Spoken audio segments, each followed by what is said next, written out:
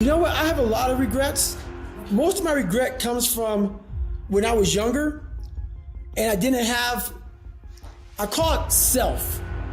I didn't have self. And that means self-esteem, self-awareness, self-belief, self-motivation, self-discipline. So when you don't have that, you attract the people in your life that you're most like. And I was most like a loser. So I attracted a lot of fucking losers. And when you are in that mode of life and you're not around people getting up at 3, 4 o'clock in the morning grinding, saying, come on, motherfucker, let's go. I'm not talking about the gym.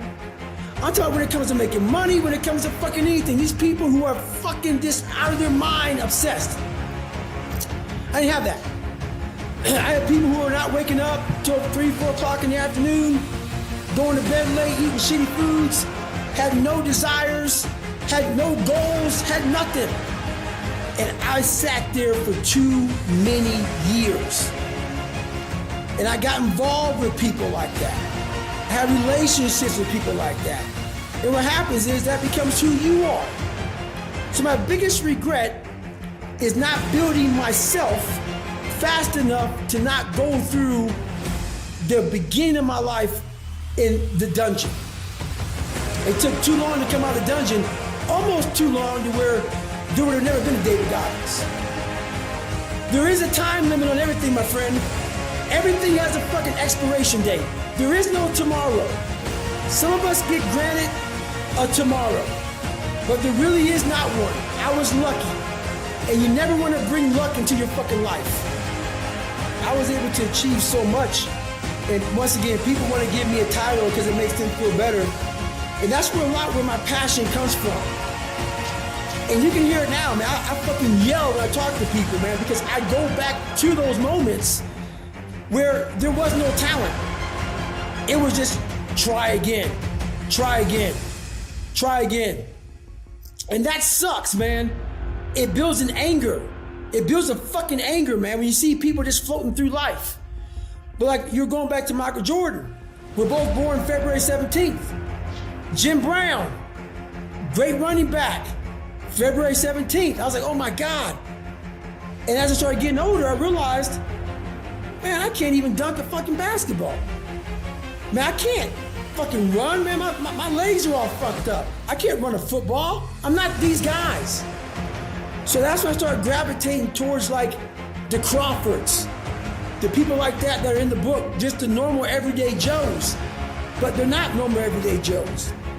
What these guys had was courage, character, commitment, discipline.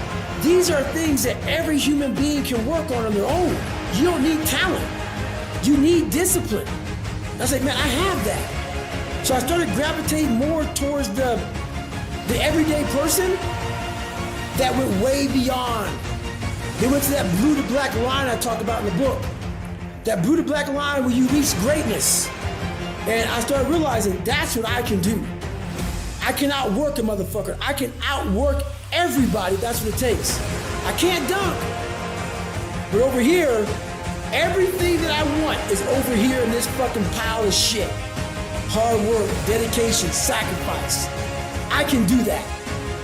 I can do that all fucking day long. I can get up at 3 o'clock in the morning. I can outwork you. That's where I found greatness over there. No, it is. Like right now, it becomes harder every day.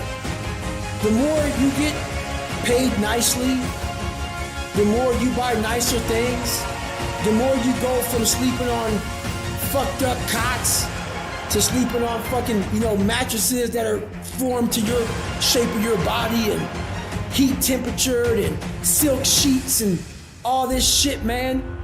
Man, it's hard to get out of bed with some silk sheets, brother. And that fucks people up. That's why I ain't got silk sheets. And this is the thing about it. I started going through a time in my life where I started becoming more successful. With more success, it became harder for me to be Goggins. So what I started doing was I went back to the old school. Like I said, nothing is learned at the top of a mountain. I had to go back to where David Goggins was fat in his mind. And I said, how did you get to where you are? I became feelingless. And what that means is I'm not saying turn off your feelings towards your family, your wife, your husband. I'm not saying that. Turn your feelings off when it comes down to you wanting to be better. What that means is when that alarm clock goes off, your feelings gotta go away. It's raining outside, it's cold outside, when you don't want to put those long hours in at work, that's what I'm talking about. Your feelings must go away. When you know everybody's gone home to their families, but you want to be the top salesperson in the world, or you want to be the fucking best lawyer in the world, whatever the fuck it is, when everybody leaves to go home and there's only one light on in a building, a 15-story building, and only one office. Every office is fucking dark.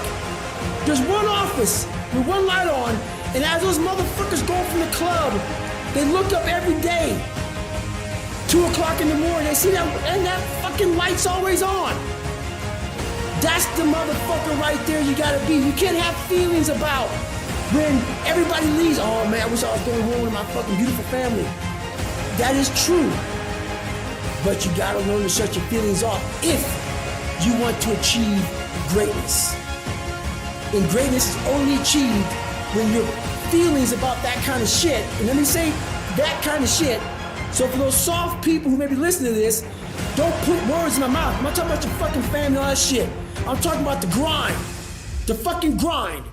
Your feelings have to go away. Well, I put it this way, man. A lot of people say, don't be like him, like me. And I get it. And you say, was it worth it? It was worth it. I'm going to challenge these people who say, man, that's a little too much. It is. Which is why most of my message is for everybody. When it comes down to the uncommon, amongst the uncommon, it is only for 0.0000001%. And these are the people who want to be the uncommon amongst the uncommon. I'm talking about Grover. Michael Jordan is in that category. It's those people who realize what they want, and beyond all things, I'm going to achieve it. So if you don't want to be like me, I get it. But is it so bad that a person has millions of dollars in the bank? Is it so bad that a person has 2 of the top books in the world, top of the list of all time? Is it bad that a person's broke all kind of records? Is it bad that a person's been the Navy SEAL, Army Ranger, gone to Delta Force training, gone through Air Force, smoke jumper? Is that bad? Is that bad that by 47 years old you're trying to find what to do next? Is that so bad? Because you've done everything in the world, because the second you thought about it, you did it? If that's bad, I don't want to see what good is. So why it's bad to most people? Because it looks exhausting, and it is exhausting. And that's why it's bad to most people. Most things that are bad to people is because they can project what the fuck it takes to get there. And as they're fucking projecting that shit, they're like, oh man, dude, you're destroying your life, your health.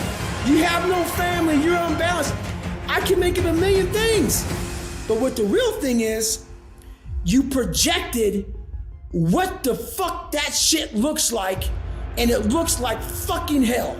It looks like hard work. It looks like suffering. It looks like a dedication that people don't understand. And it is that. But that, at the end of all that shit, my friend, I front-loaded my life. Front-loaded. Everything I wanted to do, I did the second I thought about it. Now at 47, I am 100% retired, and I still live like I'm not, by choice. Most people don't have a choice. I worked my ass off, and now I have choices. When I went to go speak to you guys, I could have said no like I do to 99% of motherfuckers. I don't need that fucking money. But guess what? It was my choice. Most people have taken that word out of their vocabulary. They got a boss saying, get the fuck up. Come here now. Answer the phone now. Get to these emails now. Everybody goes to that time, but I always knew David Goggins was gonna be his own boss. And I am now. And now I say, go fuck yourself. I ain't doing that.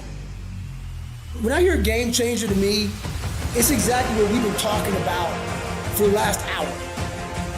Game changer is all encompassing. People look at, oh my God, this guy's a game changer. No, game changer is a very, very big topic. It has a lot of things shoved into that. You don't just show up and you're a game changer. You don't show up to game changer, man. It's something that you have to harness. Something that you want to be. You have to be that person that has developed a game changer mindset. A person that wants to be the uncommon amongst the uncommon. You are not a game changer. If what I say right now offends you, scares you, makes you like, oh man, I don't know if that's for me. You're not a game changer. A game changer is the motherfucker that says, I've been training my entire life to take the big shot. I'm not talking about fucking a basketball shot, man. I'm talking about a person that knows their value and knows that when they come to the table, it's the best in the fucking world. That's why now my price is so high at everything I do, and everything I do, everything is high. Because I am a game changer. Not being arrogant. A game changer has built that belief through hard work.